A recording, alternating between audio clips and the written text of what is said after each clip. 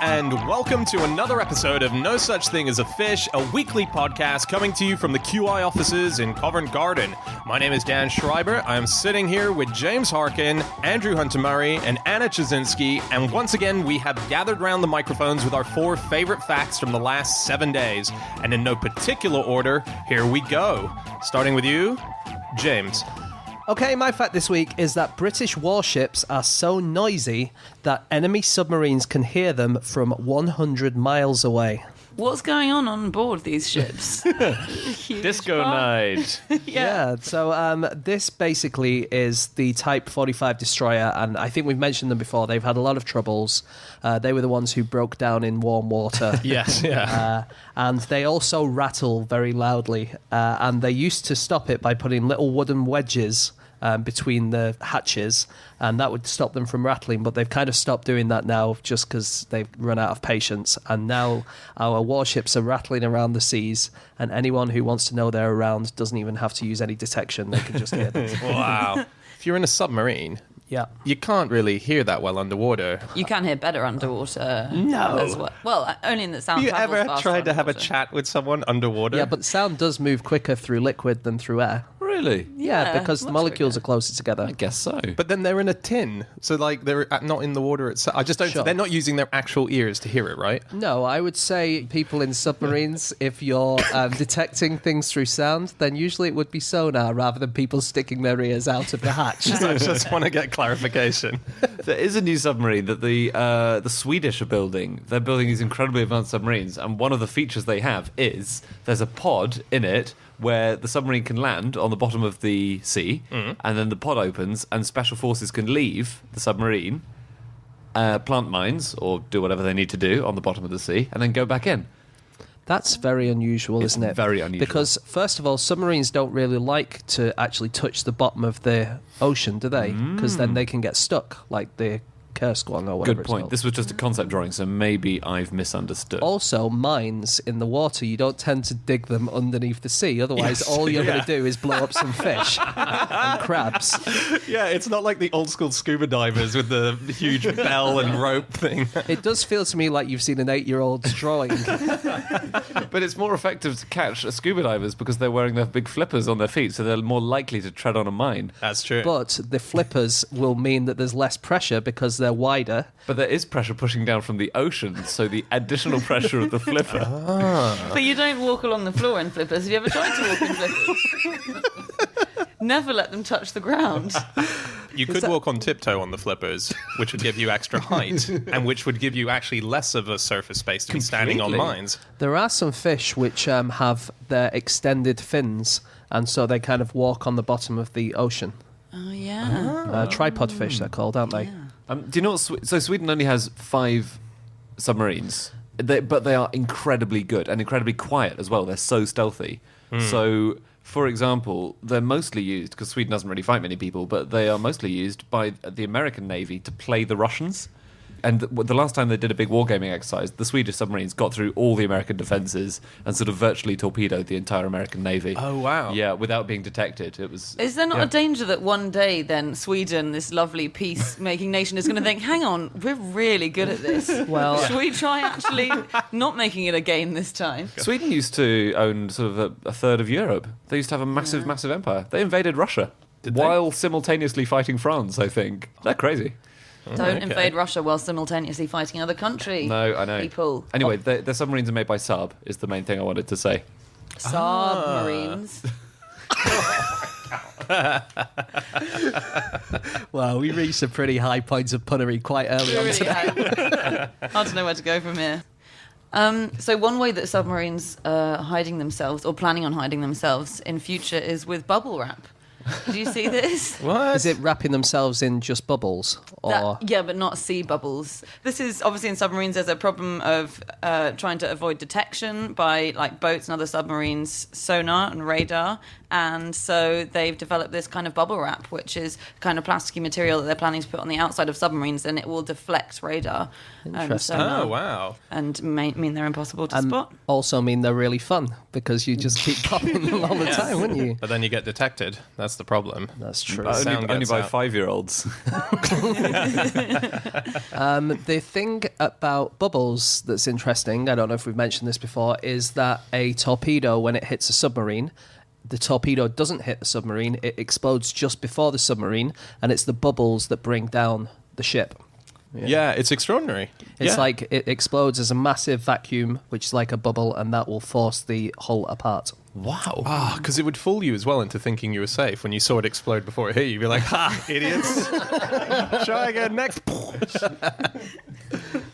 Is there, you know how airports have flight controllers who sort of shepherd in the planes, Yep. you know, in an order? Plane shepherds. Yeah, the plane shepherds. I think sometimes they call them air traffic controllers, Might but have- that's just a slang thing. Yeah, that's... Yeah, it's a Yeah. slang term for plane shepherds. Yeah. So are there submarine shepherds? Do they because if you've got, let's say you send out like a fleet of your own submarines and they've all got this amazing invisible detection thing, they'll just be slamming into each other on the way out the harbor, right? So is that a thing? I don't think, because we don't have as many submarines as we have commercial planes, I don't think we're sending 200 of them out in the space of 3 hours. There must Really be good at- occasionally where it's like, let's launch them all because, you know, Sweden's decided to take over everything again.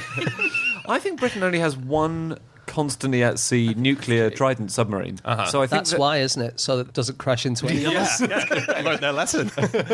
Is it that there's one which is being sort of repaired all the time, there's one which is being used for training all the time, and there's one which is constantly at sea, and obviously that switches around. It's not like one of them is constantly being repaired. Exactly. I think they've just got to admit that one's broken. It's interesting looking at the numbers of warships. So in 1945, I read this in an article that we had this is Britain, 900 warships in the Royal Navy. By the time of the Falkland Wars, it was down to 70 warships, and they now reckon in 2017 it's half of that. So we're looking at about 35 warships. And that, I think, includes a lot of smaller craft as well, like frigates in the Yeah. 35. So a warship, that can mean anything from an aircraft carrier to a speedboat. Speedboat. Maybe not quite. It's not quite that bad yet that we've only got 35 speedboats, but it is bad. The Japanese Navy is larger than the British and French Navy put together. How many speedboats have they got? Oh, 75. Wow.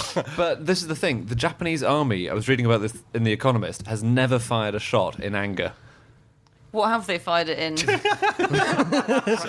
Revenge. What do you mean? That doesn't. I don't know what you mean by that. So the Japanese army was disbanded after the Second World War. So you mean since the Second World War? Since the Second World War, yeah, they fired a load of shots in Yeah. anger during the Yeah. Second World War. But since then, they have never got involved. And there is a Japanese man who is now suing the government because they're training his son to kill people. Oh, really? Yeah. The British Navy, at least, are having big problems with recruitment, and they've basically just had to change all the rules so that it used to be that you couldn't be recruited if you were over the age of 59, and now they're saying if you're over the age of 59, that is no problem. Please come and rejoin the Navy because they're really needed.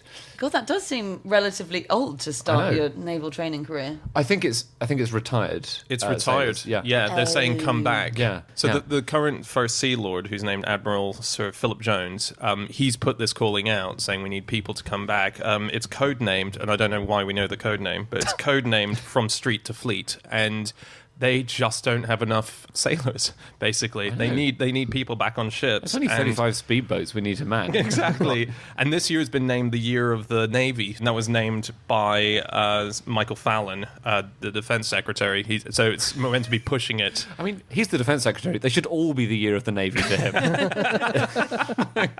What, he needs to have a special year for these things. Well, last year was the Year of the Emoji, so This is true. This is Defend Britain year, in which we prevent people from invading. Does everyone know the name of the captain on the US Navy's biggest stealth destroyer? Is it Captain Birdseye? No, I do So know close, it. Yes, yeah. it's Is it so good. Captain Pugwash. No, but keep along this line Yeah, of yeah. thinking. Oh, Captain Crunch. Kirk. Yes. It is Captain James Kirk. Sure is. But yeah, Captain James T. Kirk runs this destroyer. And the cool thing about this, and this is true of some of our warships, and related to the fact, which I guess is about how ships need to disguise themselves, is that it looks to radar like a little fishing boat. Actually, all of Britain's ships look like a little fishing boat as well. Amazing disguise. It's so realistic. They do it by the angles that it's built at. So if you look it up, it looks more like a spaceship than a boat because it's built a really weird shape. Yeah. And the angles, again, they deflect the radar in certain ways, which make it appear like Can a tiny ship. you do the opposite? Whereas if I have a tiny ship, I can be in the sub going, check out my ship over there. And it's So huge. here's how it works. Imagine you're firing something at an aeroplane and Yeah. it bounces back at you. Like a tennis ball, you throw it at it and it bounces back and you can tell it's there because it bounces back. Okay. Okay, now imagine these stealth aeroplanes which are triangular. If you fire it exactly at the nose, it'll bounce back at you. But if you fire it anywhere on the side, it's going to bounce to the side, so you're not going to see it's there. yeah. And that's how the stealth works. And so one of these really triangular aeroplanes, they look tiny because the only bit that comes back from the radar is from the little nose bit. But what do they think? That they go, oh, it must be just a bird. bird side. Oh, they think it's a bird. Yeah. Is That's it a bird? cool. No, it's a plane.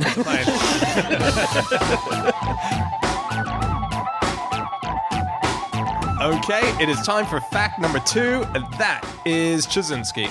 My fact is that the first account of Europeans smoking cannabis reported that one hid in a jar for 4 hours and another got into a fight with a pillar. So this was, I read this in a book called Penguins, Pineapples and Pangolins, and it's First Encounters with the Exotic as its subtitle, and it's all about the first times that people from some parts of the world encountered stuff from other parts of the world. So this was a sailor called Thomas Bowery and 10 of his mates. They were English, actually. This was in the 1670s, and they were in Bengal.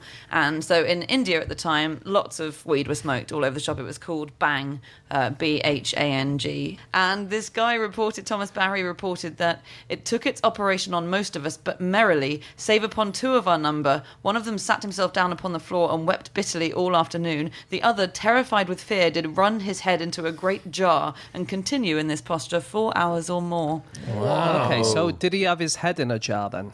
He had his head in a jar. Right. Yeah. Oh, not his full body. Okay. I mean, it's so No. hard to find a jar that you can fit into these days. The plane of jars in Laos? The plane of jars. Yeah. in La. In Laos. Lao. Oh, right. Lao land. Right. Yeah, the country of Laos, they have a big plane with loads of massive jars, and no one's quite sure what they're there for, but they're probably for burial. Yeah. Or could be for big parties getting stoned and needing somewhere to hide, is what you're saying. This was actually specified as a martaban jar, which I think is a big jar from somewhere in Burma. Okay. Who won the fight with the pillar? Great question. So, yeah, this is another guy. Definitely the pillar based on this. So he said one of our number was quarrelsome and fought with one of the wooden pillars of the porch until he'd left himself little skin upon the knuckles of his fingers. Oh, And I think the pillar remained intact, so I guess the pillar won. Oh, was the jar made of glass or was it made of? Still back on the jar. Well, I'm just thinking, if it's made of glass, it's not the best hiding spot. You suddenly. They didn't have glass jars, did they? No, it would have been a clay jar. It's a pot. I think we're saying pot here. Is that why they call it pot? Here's something about cannabis that I did not know. Okay, is that there is a conspiracy theory. Oh. I know. Oh. That the only reason that marijuana is illegal is because. Have you heard this, Dan? No. Is because hemp paper was a rival to wood paper. Yeah, and so basically, big paper got together, like A3. Yeah. Got together and tried to shut down and get it declared illegal. Can Because I hemp just- paper was so great and so much cheaper. It's not true. Can I just say your conspiracy theories are way more boring than my ones? Yeah, that's true. There were no aliens in that. I thought it was going to be that lizards are allergic to hemp and the royal family are all lizards. Kennedy was killed by a bullet of marijuana or something. No, sorry. It's just that. Well, that's the theory. If you type in, why But that's actually plausible. The good thing about Andy's theories is that there is some genuine possible substance to it. Exactly. Here's the thing: legal indoor growing of marijuana uses 1% of all the electricity in America. Oh, wow. Yeah. Really? Yeah, it produces the equivalent in carbon dioxide of 3 million cars. The industry. It's huge. Wow. Yeah. So it's bad for the environment. It's bad for the environment. The hippies are going to hate that. Yeah. Imagine hearing that. Oh, man. But that was the thing when people were taking laughing gas in balloons. I'm sure they still do, but it's very bad for the environment because it's a really bad greenhouse gas. Right. Yeah. So it's hard to be an eco-friendly hippie these days. Heroin's all right. Try heroin.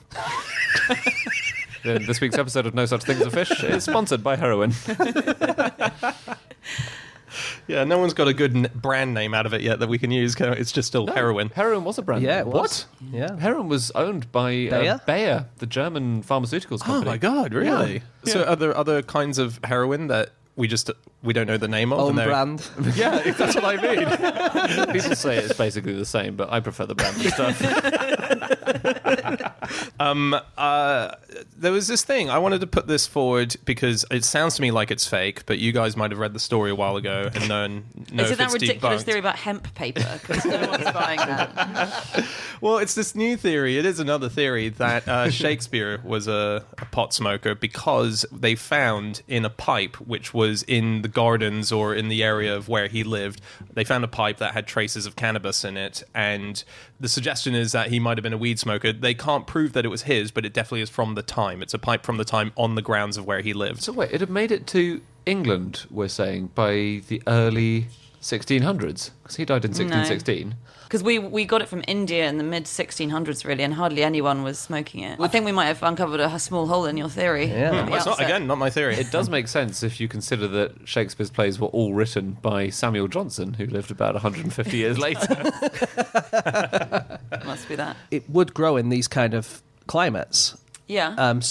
And I think there were Germanic tribes who were using it. So theoretically, it could have been around, possibly, even though there's no evidence that we used it. It's very, very unlikely, but he may have been the one person in this country who was getting stoned. But that explains why he was such a genius out of his time, right? So true. Yeah. True. Can we go back to the jars? Oh, Jesus. Thank you, James. In 1749, there were adverts all over London that you could go and watch a man getting into a jar. Getting into a quart bottle, actually. So a quart bottle's pretty small. That's tiny. Yeah, it's really small. Well, compared to a man. Surely it depends on how big the neck is. Well, Wait, which it was neck? normal man-sized neck. It depends if his neck will fit in the neck. No, this was a bet between the Duke of Portland and the Earl of Chesterfield that they were discussing the gullibility of the British public, and one of them bet the other that if I put signs up saying a man can climb into a 4-quart bottle, then I bet people will go and see it. And the other guy goes, no, people aren't that stupid.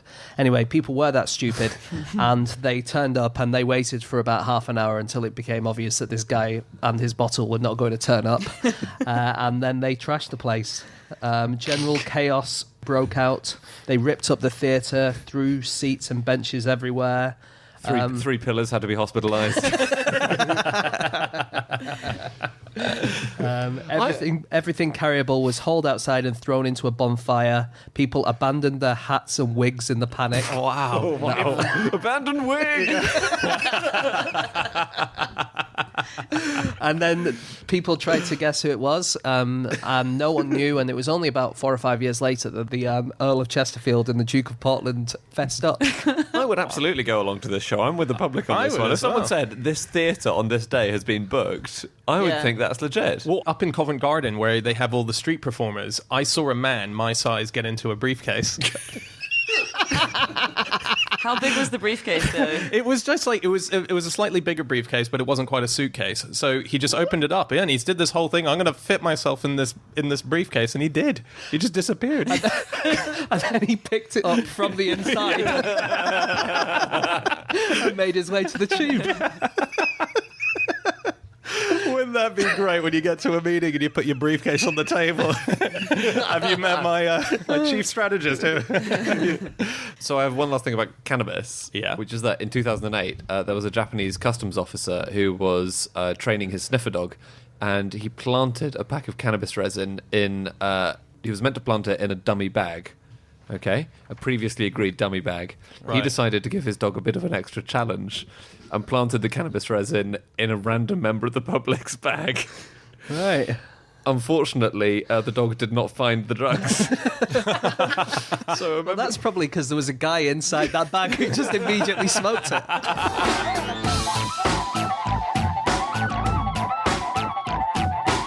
Okay, it's time for fact number 3. That is Andy. My fact is that glowworms go fishing with their own urine.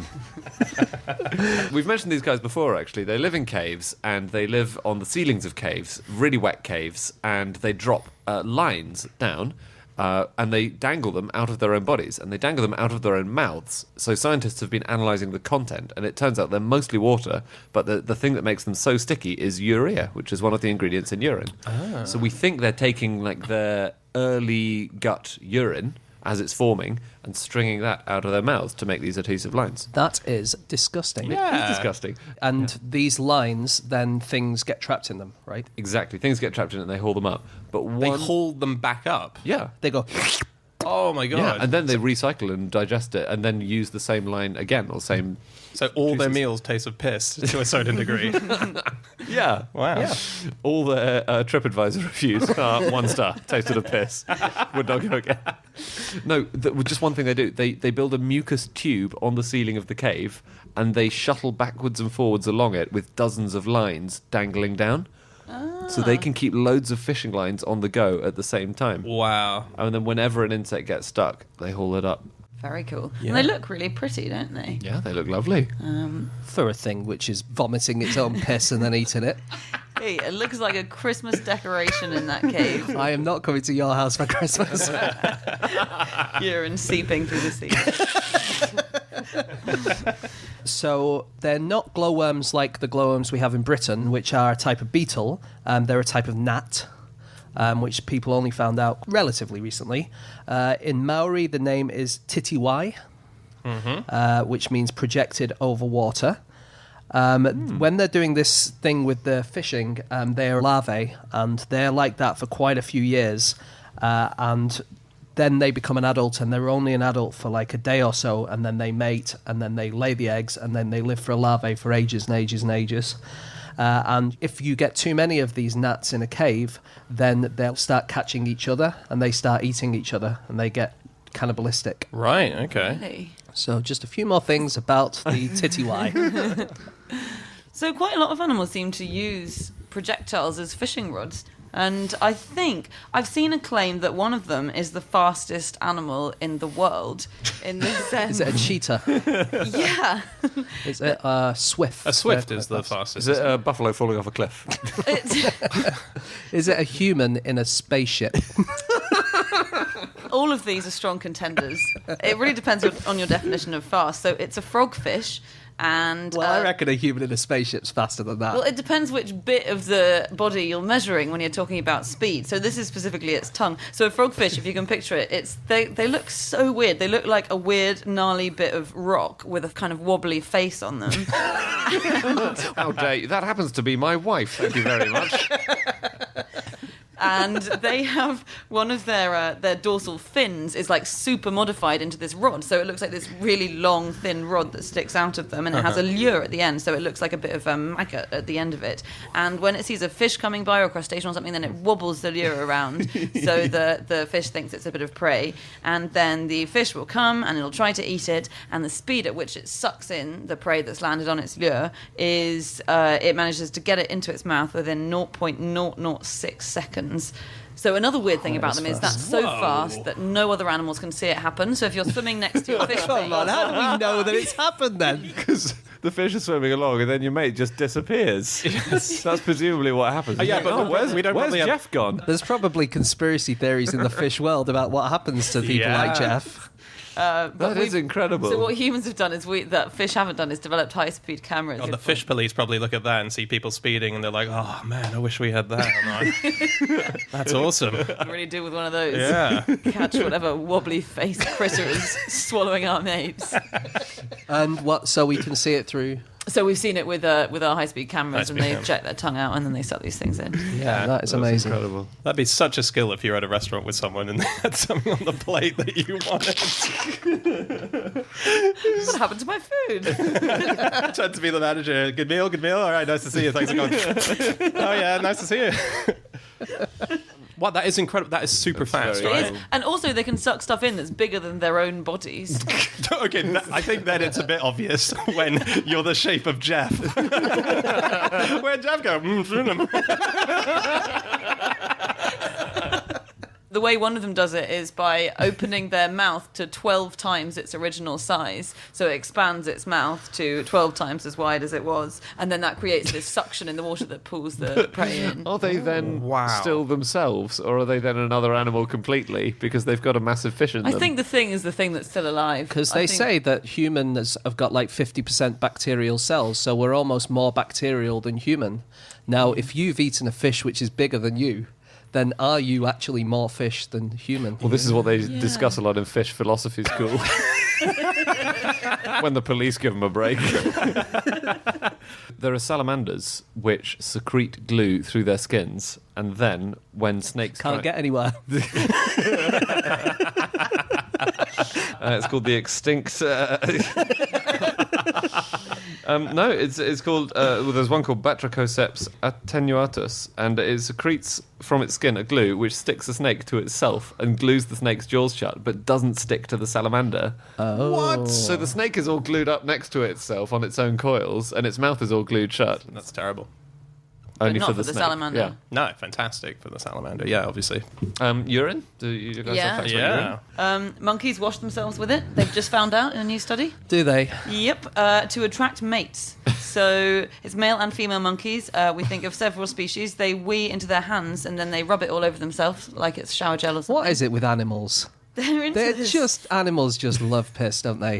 Yeah, they do. They really do. Loads of them. Like literally every single time you Google animal urine, it's always they do this to attract mates. Or Yeah, they but do- maybe we've got the wrong attitude. Maybe, Yeah. I mean, how many of you have given a chance to your own urine on your body? No, well, no, I haven't. I haven't, Not, but or not on purpose, certainly. I can think Okay. of a world leader or two who might have done. No, because obviously throughout history, urine's been used as mouthwash. I think we've mentioned in the past. We've used it for all sorts of medication. In battle, Henry VIII, I think his soldiers always washed their wounds in urine. So you're saying it's- really right, yeah. that we're unusual, not only in animal world but also in time. This is a very, very unusual part of history when people aren't dousing themselves in urine. Yeah. It's true, actually, Yeah, isn't it? That's Yeah. a really good point. Robert Boyle, who's often said to be the father of chemistry, urine was very much a part of his ideas of medication. So he used to say that every morning you should drink a moderate draught of your own urine. Did he? And while it's still warm. Right. Warm urine. Very important not to let it cool down. That'd be disgusting. Well, it's the difference. If you don't like red wine, have a go at mulled wine because it's very nice, even if you don't like red wine. And I imagine that's what hot urine's like. So, are you saying you should put some cloves into your urine before you drink it? I'm just saying heating up urine might take that sort of edge off what was stopping you from drinking the cold version. Well, I'm not coming to your place for Christmas. Andy, just me and you? Yep. Right. Just like every year. So, there is a fantastic article by a guy called Richard Sugg on The Guardian, which just lists some of the medieval uses of urine. Yeah. Yeah, it's so good. I did read that one as well. Okay, I haven't read this, so let's... Yeah. All right. Well, here we go. In 1550, the Italian doctor Leonardo Fioravanti saw a man's nose sliced off in an argument and promptly urinated on the fallen organ before stitching it back on. Wow. I know. Like, that was to keep germs at bay and I stuff. guess so, yeah. Yeah. They used to say women should gargle urine or drink warm urine to deal with a sore throat, which might well work, I suppose. Warm liquids are quite soothing. Yes. But don't do it with cold urine. Never do anything with cold urine. I think that's what we've established today. Richard Sugg, in this article, he also mentions that there was a pioneering French surgeon, Ambrose Paré. Itching eyelids. If you had itching eyelids, wash your eyelids in your urine and make sure that the urine that has been provided has been kept all night in a barber's basin. So there's something, I guess, about just it getting some air and... But why a barber's basin? Why not just any old, like, jar or... well, because someone might put their head in that jar and drown if they've got plans to keep it in there for Whereas 4 hours. no one has ever put their head in a barber's basin. The only basin people routinely plunge their heads into. Apart from Dan and his B-day, of course. A barber's basin has that gateway in it where the urine would spill out. We know where you lie your neck down. Oh, yeah. So actually, it wouldn't be able to hold nearly as much urine as a conventional basin. What? Which bit? You know when you go to a barber and you lie your head back. Oh, that's a when they wash your hair? modern barber's basin. James and I have spoken about this before. People used to face downwards over we a basin, did. which was just like a mini bath or a kitchen sink. Because it's easier to get your eyelids into the barber's basin and into the urine. If Yeah. I just want to say that I am so sceptical because James, you have made the good point that urine was everywhere throughout time in all animals. If you read literature from any period, fiction, it's never mentioned that people were washing in urine, that people were drinking urine. I've never seen it in Dickens. It never comes up in Shakespeare. Yeah, but But you're not going to have Shakespeare's not going to write a sonnet about, bathing your itchy eyes in urine, is he? all that glitters is not gold. He did write that, though, so... You're right, maybe that was about we. There are fish. In fact, a lot of fish, they'll go around and they'll urinate at each other. And the way that they found out that it's to send signals is they got two fish and they put them in some water and they put a divider between them so they could see each other, but the water was separate. And then they put a dye inside the fish which made the urine turn purple. You know, like that thing that doesn't exist in swimming pools. yeah, that they Yeah. say that they scare you with. Yeah, they put the fish in the tank and they would urinate at each other, but then they couldn't detect it because of this wall. And so what happened was they would think there was something wrong and they just peed more and more and more and they ended up with tons of pee because they're trying to get the point across to the other guy. They're not hearing anything back from him, so they just pee even more. And that's to prove that it's like a signalling thing. Yeah. Okay. Wow. But that we is don't know what the amazing. point is that they're trying to get across. It's just a point. They're trying to make a point. It's true. We can't speak fish fish. urine language. It'd be great if the sentence was, "I think there's something wrong with my weed." Does it look weird to you? I don't think it's meant to be that colour. I thought this was a myth about...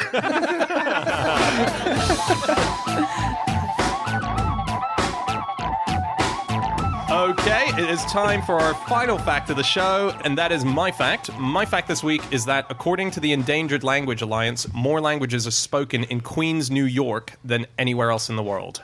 Wow. So the most That's incredible. dense area on our planet of spoken languages is Queens, New York, and they put it as around as many as 800 languages that are spoken, and a lot of the languages are languages that are no longer even spoken in the place where they originated from. They're now just purely in New York, which is insane. It's they've gone there to die, basically. It's normally, people go to Florida to die. There are a couple that are only spoken by one person there, aren't there? Yeah, exactly. Like that. Did you read about the guy, Mr. Hussein, I think, who's 67, and he speaks Mamuju, which is an Austronesian language, so he grew up in Indonesia, and he doesn't have anyone else to speak to because not even his wife or children speak it. The only time he gets to speak it is on the phone to his brother back home. So he's the only Mamuju speaker in New York. Yeah. It's very sad. Some people think that it's good that languages die out. Do they? Yeah. Which people? Go on. Contrarians. I can see an argument. We get very precious about them. Well, the argument is, and this isn't my argument, but it is an argument, that is a lot of these languages are spoke by isolated people, and the language is part of their isolation, and maybe it's better for people to be less isolated rather than more isolated.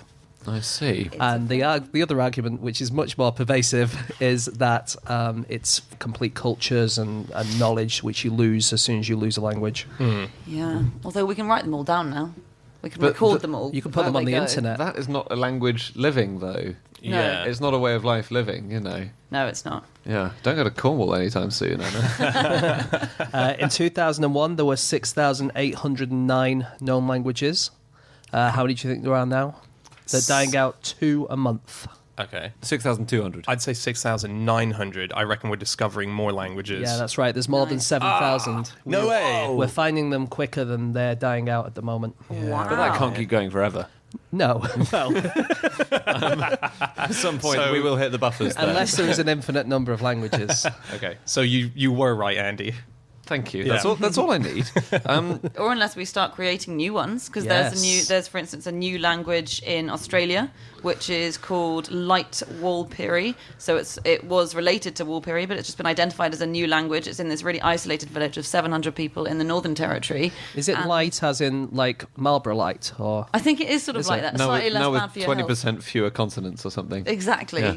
But yeah, 350 people speak it as their native tongue. And this is just a completely new language based on other languages, but now classified as new. Wow. So we've just got to keep replacing them as fast as we lose them. I really like this. This is a fact from the Endangered Language Alliance, Yeah. who record and identify languages which are dying out. There's a language from Gabon called Mahongwe, and it has a word, manono, which means I like when you say it softly, and I don't like when the first syllable is slightly sharper in tone. that's like saying fine. Fine. Oh, yeah. Yeah. The entire language is based on sarcasm, basically. I just think it's brilliant. This group that you've just mentioned, the Endangered Language Alliance, they say that when you get the subway in America, if you were going from Queens to Manhattan, every stop along the way, you'll notice when they're saying things like the equivalent of mind the gap, they'll have English, but they'll have like 6 translations underneath it, and then maybe 5, and then maybe 2 as you get closer into Manhattan. So the amount of density of language speakers there is enough that they're altering enough for multiple translations. They really should have mind the gap in 800 different languages, shouldn't they? Yes, yeah. Otherwise, there's going to be accidents. Yeah, well, this is why we're losing. This is why we're losing. Another language has gone extinct because Fell through the gap. I read about a juggernaut in the world of linguistics and his passing. He passed in early January. Very sad, 14th of January this year, and it was a man called Zhao Youguang. His birth name was Zhao Yaoping. Not heard of him? No. He is the father of pinyin, which is what's taken China into a whole new world of written language, because it took the Chinese language and he applied Romanization to it, and so we can now use our alphabet to write Chinese words. And he only passed away this January. He was 111 years old. Wow. Yeah. He lived in New York for a while. I'm trying to track down if it was Queens. I'm not sure, but it might have been Queens. He met Albert Einstein there. And he became a sort of outspoken character later in his life. He wrote 10 books after turning 100, and most of which were banned because he was saying really controversial things about the Chinese government. And when they asked him, why are you doing this? He was like, they censor books. yes, exactly. You can't write that. Yeah, and he was like, I'm over 100. What have I got to lose? I'm going to say what I'm going to say. Wow. But yeah, he absolutely transformed the Chinese language. When he did that, it was under Zhao Enlai, who was underneath Chairman Mao. He was his number 2 or whatever. Mao hated it. Mao hated the idea that they were bringing westernization into China, so they banished him away, and he basically spent a lot of the Cultural Revolution working as a scarecrow. His job was literally to scare crows away in the fields from all the fields. No way. Yes, it's a real curious. He was obsessed with curiosity, obsessed with knowledge. Wow. Real QI fish kind of guy. Yeah. Yeah, and he only passed away this year at 111 in one day. I like the Sentinelese language. I think we've talked about the Sentinelese people before, who are a totally isolated group of people who live in the Andaman and Nicobar Islands in India. And because they're isolated and they're so aggressive, so they really hate outsiders. So whenever we've tried to penetrate their culture, then they attack us. Oh, so they know what we're like. They know what we're like, fair enough. yeah. I don't know how How they've rude. got this information. All we're trying to do is penetrate their culture. Very unnecessarily violent word I used, wasn't it? Yeah, so we have no idea what their language is like. If you look up the language on Wikipedia... We only know the word for fuck off. which is one word in there. Unless you say it softly. Please come in, they were actually saying, and we just legged it. So one of the things that could be related to is the Andamanese kind of language, which is spoken very nearby, and that has all of its nouns that are based on body parts. So every noun is related to like what body part it resembles or what body part you touch it with. What? Or Do you have examples? it has a... So I think, let's say you're talking about a floor, then it would have a prefix, which means like foot something, or maybe food would always be mouth something. Right. And then, I think that makes a lot of sense. Oh no! Oh, look what you started, Anna. I do though. Don't you think? Most things around us we use with bits of our body. Me and my wife, we were talking the other night, and we realised we didn't know what in the bathrooms when you have the bidet thing. Is it called bidet? You mean the arse bowl? The bidet. So is it an arse bowl? Is that what it is? Well, it's an everything bowl, isn't it? I just didn't know it was for men. I thought it was for women. It's a region bowl. I mean, you're allowed to put whatever you want in it, but it is mostly for bums. Okay. Have you got one of these things? You didn't know what it was for? No. We saw a picture of one online and we Weird started chatting about it. Evenings in with the Shrivers. I'm just trying to think of things that, like, for instance, a brick. What would you call that? What body part would that go with? Hand. Okay. Hand brick. What about... It's called a brick. I don't get why you'd like Brick doesn't imply hand. But there are things that you can... Oh, I see. Right. You see what I mean? What yeah. about the sun?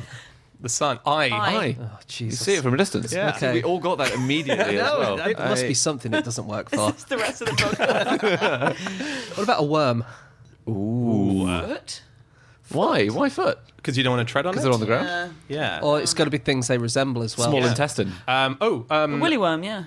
What's that? Because it's also things that they resemble, bodily things they resemble. No, I think it needs a practical use because if you're mixing up the language there. Mine's got a practical if use. if I have a bum bidet and I heard willy worm, I'd assume that that's what I need to connect it with. Don't put your willy worm with a bum bidet, Dan. This is just how the language works, Dan. It's not your language, it's someone else's No, language. I'm saying it needs to be related to the bit you want it to touch. Yeah, no. So if I see a willy worm, But the thing is, your rules are not important to this language which already right, exists. okay. They actually could not care less how you think their language should be spoken. Swanning into an Indian island, telling them how to say things. This is why we didn't want people penetrating our culture.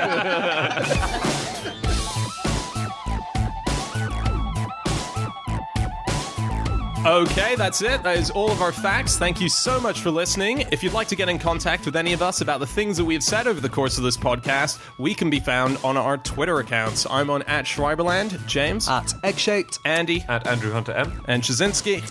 You can email podcast@qi.com. Yep, or you can go to our group account @QI Podcast. We all use that as well. And you can also go to our website, nosuchthingasafish.com, where we have all of our previous episodes. We're going to be back again next week with another episode of Facts. We'll see you then. Goodbye.